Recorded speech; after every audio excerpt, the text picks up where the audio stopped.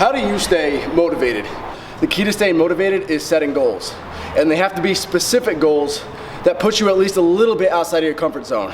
So for example, if your goal is to lose weight, saying I want to diet and lose weight, it's way too vague. You're gonna diet for like the first week or two, and then you're gonna be like, oh, I've been dieting, I've been doing well, let me cheat here. And then the cheat turns into another cheat day. Eventually you just lose that motivation, you lose that momentum, because you never really had incentive. So when I say set a goal, set a specific goal that's a certain date that you have to put yourself out on the line for to achieve. So in my scenario, I have the photo shoot. Originally it was gonna be just giving you guys an official below 170 weigh-in update before I went on vacation in January. But now that Annie's been upped to doing a full-on photo shoot for Isatory, that's gonna be at the very end of December. So now I have to get photo shoot ready for it. For me, that's taking me a little bit out of my comfort zone. It's making me live up to something. That is my opinion on how to stay motivated. The comeback series meant coming back to YouTube, yes, but it also meant coming back to my roots of bodybuilding. Now, obviously, with the strength thrown in there. So this comeback series is gonna lead all the way up until the photo shoot. Because in my opinion, once I achieve that photo shoot conditioning, that's when I'm officially back into bodybuilding. And then after that, after the little vacation I have in January, I'm gonna step it up a whole nother notch and aim for something even more intense and demanding.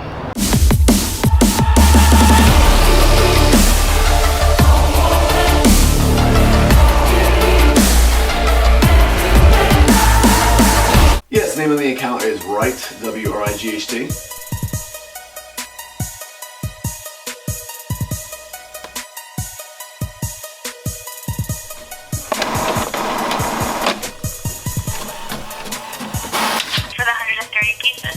Yes. Okay, so it looks like the total would be... Okay, can you repeat that?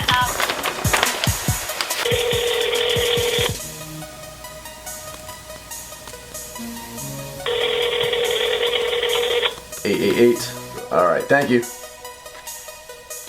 Okay, so postmark it before the 25th. Got you. All right, thank you. Does anybody else write a chicken scratch to-do list because they know they will forget to do something if they don't write it down, even the most simple of tasks?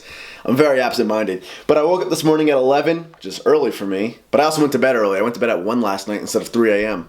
So I woke up at 11, showered really quick, and then went right to work, got a bunch of stuff done, and managed to finish by 1:15 p.m. Time to eat and get to training now.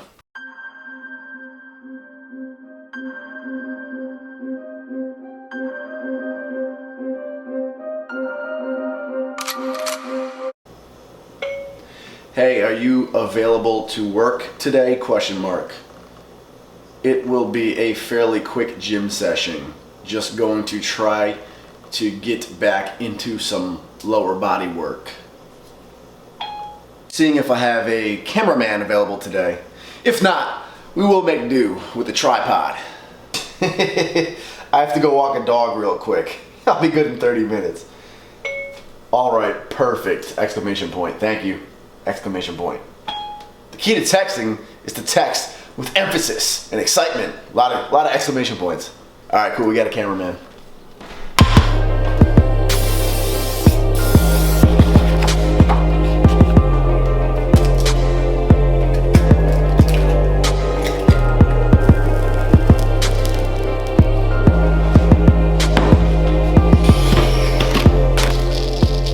So my goal lately has been to make my day's worth of calories consist of real meals, like whole meals, not shakes. There's nothing wrong with shakes, like whey protein, for example. People like to knock whey. Oh, it's not real food. It is real food. Whey protein is milk protein. It's from milk, so it's actually one of the leanest sources of protein, and it has one of the highest amino acid profiles of all sources of protein. So whey protein is actually very efficient. But for me personally, since I'm not on a lot of calories right now, 2,200 calories a day, not a lot, I just feel like making at least 90% of that come from whole real foods is just a lot more fulfilling.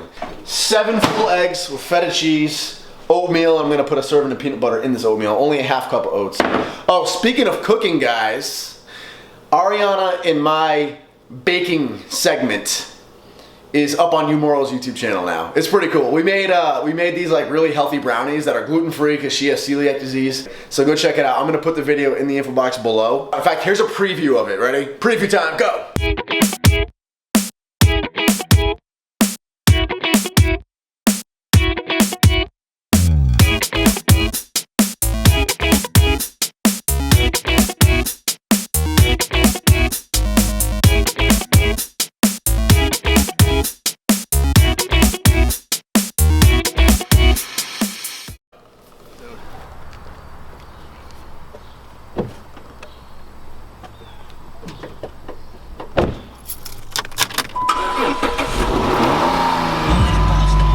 So today is gonna be our first day back in the legs, and for those of you who don't know, I tweaked something in my hip flexor region about a month ago, and I really haven't been able to do any lower body stuff at all. So today we're gonna ease back into it. I'm gonna do, what I did is, see, for me personally, I don't know if you guys have this, let me know if you guys are the same way or not, but for me, if I have a real workout plan, like I have a set amount of reps, a set amount of weight that I have to hit, the workout's awesome. I go all in, I go for it. Workouts that are kind of half-assed, like workouts that are like today, I'm just easing back into legs, it's kind of rehabilitation for me. Workouts like that, it's hard for me to get into them because I'm not going for a certain amount of weight. So for me, it's really easy to kind of half-ass even more and slack off, like, well, this is even a real workout anyway, I'm not really into it, let's just rush to these 2 sets and call it a day. So what I did is I actually wrote it out, just so I have actual numbers that I have to hit now, and this way I have a structure that I can follow, and I have to force myself to achieve these numbers, even though it's not gonna be an intense workout weight-wise. So that is the goal. I gotta swing by the post office to drop off this piece of mail, and then we're good to go.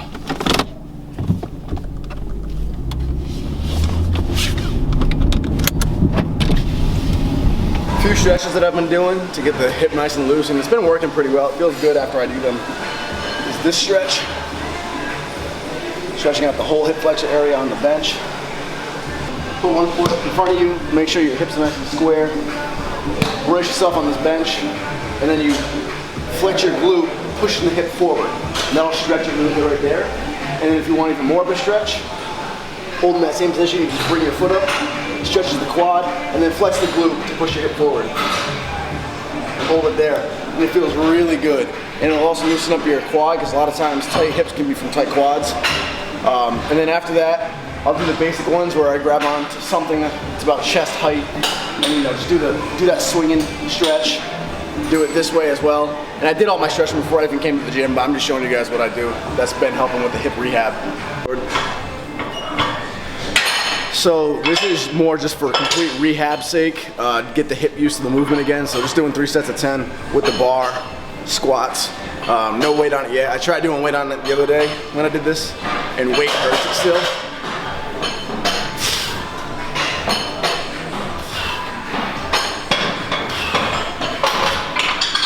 Really just focusing on the technique, breaking at the hips, breaking at the knees. Flexing the glutes as I come up to extend the hips. Squats is where it hurts the most, so they're gonna be the last thing to come back, I think. You wanna keep your back and your butt tight against the backrest. So a lot of people naturally wanna keep the legs out here. Give it everything I have right now. I like keeping them in more, having to break at the knees a little bit more. So you bring them in, have your knees travel a little bit forward over your toes, and that feels pretty good in the quads. I think I said it before already. It's at the bottom in wide stance that my hip really hurts. So keeping it close stance and purposely avoiding going below parallel, it feels pretty good.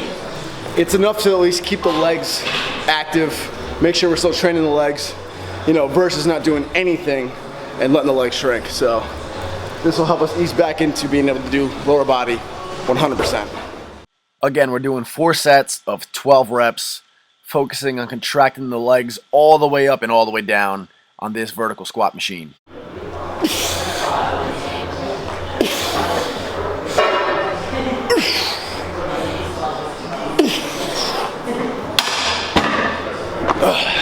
I love this gym. 100 pounders. They're not unheard of, but they're not the most popular thing. Like, you won't find them at commercial gyms. I love them.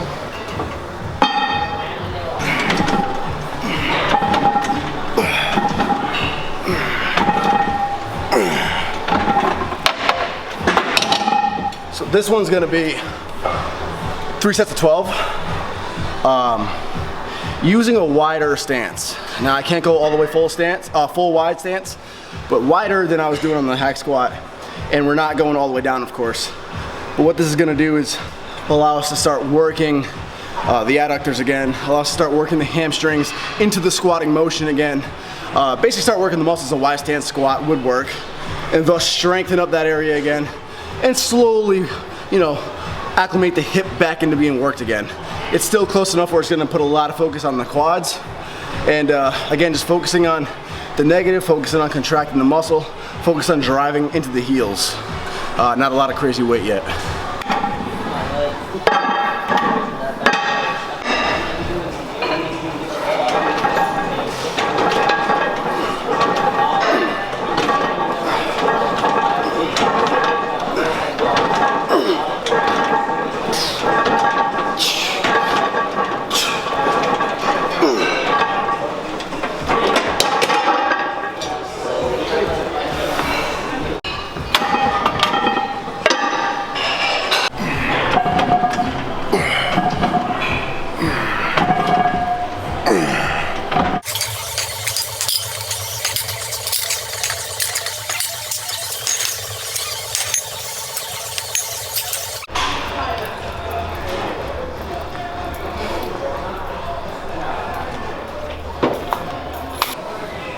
So 3 sets, 15 reps with these. These are great for getting that teardrop going in your leg. And the vastus medialis, but it looks like a teardrop. And I bring the extension all the way back, so my legs are all the way back. And I don't come down to the very bottom in every single rep. Basically, I keep it suspended right about here. So this is all the way down, this is where I land at the bottom of every rep. And this just allows me to get optimal stretch while still keeping tension on the muscle. Versus if I have it set out here, then, you know, if I come down to all the way here at the bottom, it stops and I'm like resting. So 3 sets, 15 reps, constant tension on the muscle.